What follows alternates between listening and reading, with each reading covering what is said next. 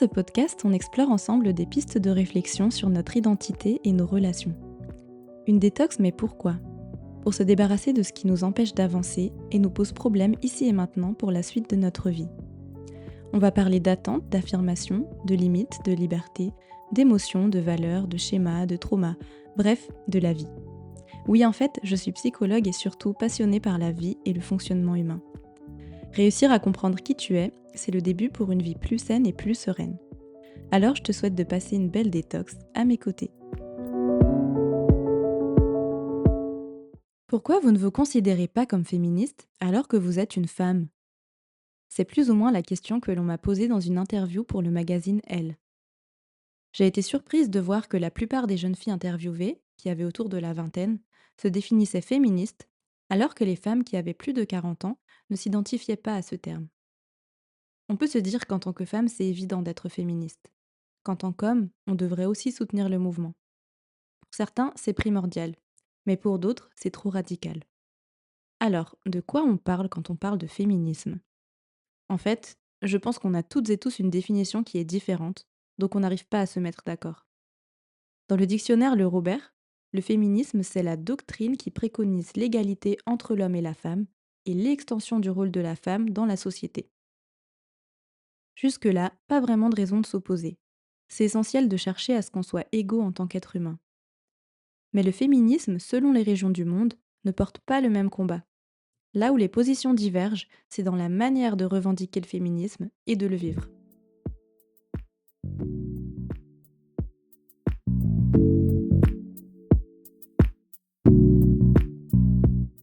Dans des pays du Sud global, comme on dit, le féminisme cherche à redonner des droits de base aux femmes, à les faire exister autant que les hommes. Je citerai d'abord l'exemple de l'Afghanistan, où les femmes n'ont pas le droit d'exister. Littéralement, on les cache, on les empêche de parler en public, de s'instruire, l'école est interdite aux filles, de travailler. C'est une atteinte grave à l'humanité. Dans ce cas-là, le féminisme se manifeste par la lutte pour maintenir l'éducation des filles, le droit à l'emploi ou la liberté de mouvement. Autre exemple, dans plusieurs pays d'Afrique, les femmes n'ont pas le droit d'être propriétaires de leurs terres, ce qui empêche leur autonomie financière. Elles peuvent par ailleurs être confrontées à des grands risques de violence et d'exploitation qui vont être banalisés. Le féminisme ici sera axé sur la lutte pour l'autonomisation, la dénonciation des violences faites aux femmes et des mutilations. Dans certaines régions d'Inde ou du Bangladesh, les filles ne sont plus envoyées à l'école car la société estime qu'elles rapportent plus en s'occupant des tâches ménagères et en travaillant pour la famille ou en se mariant. Là encore, défendre une égalité entre les hommes et les femmes est primordial pour rétablir un équilibre. En Europe, dans des pays comme la Suisse, la France, l'Espagne par exemple, des inégalités se voient dans le monde du travail, des études, ou encore dans les stéréotypes sur les femmes et leurs considérations. Seulement, le féminisme en Europe peut paraître très agressif, extrêmement revendicateur, motivé par une rage et une haine contre le patriarcat, et donc indirectement, mais sans se le cacher, une haine contre les hommes. Je comprends cette rage, car la femme a été longtemps négligée, dévalorisée et effacée. Mais on assiste à un autre phénomène. Face à ce mouvement, les hommes se sentent menacés, agressés dans leur ego, mais aussi dans leur rôle en société, dans leurs valeurs, et ne peuvent pas forcément comprendre et adhérer au mouvement. Simplement parce que ça ne concerne pas que l'égalité entre hommes et femmes dont on parlait avant, mais ça relève presque de la supériorité de la femme sur l'homme.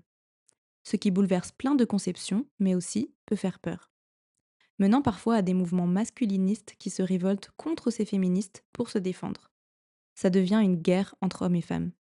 Et ça peut malheureusement mener à un nouveau déséquilibre plutôt qu'à l'égalité, car la tension et la lutte de pouvoir dominent sur la recherche d'harmonie.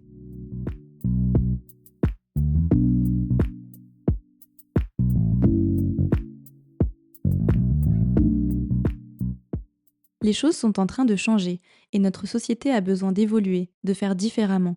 Et redonner une plus juste place aux femmes participe bien évidemment à rétablir un équilibre. Mais pour que ça marche, il ne faut pas que l'un des deux sexes se sente inférieur à l'autre.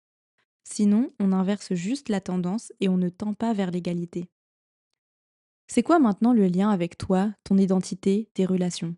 Comment ça peut t'impacter? Je pense que cette thématique reflète un aspect des relations entre les hommes et les femmes. Pour pouvoir fonctionner dans ce monde mixte, il nous faut plus de compréhension de l'autre et de soi. Mais pour ça, je te renvoie à l'épisode 1.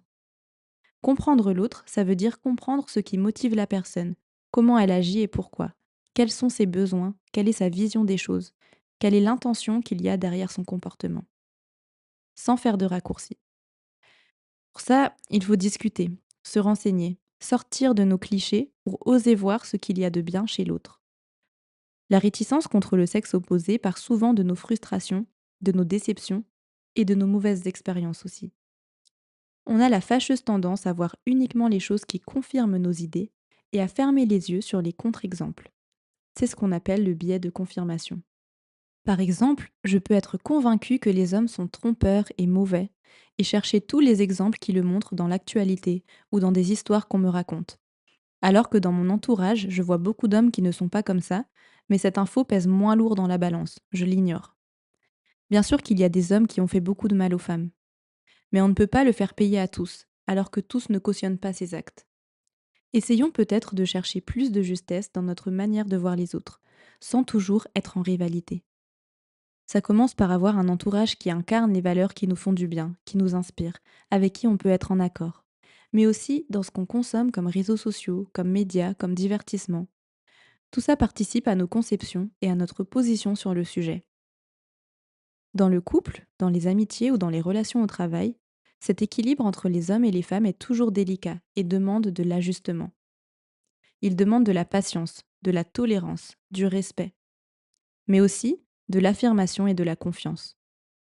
Pour ne pas accepter d'être considéré avec moins de valeur, il faut pouvoir prendre conscience de sa valeur et oser être authentique.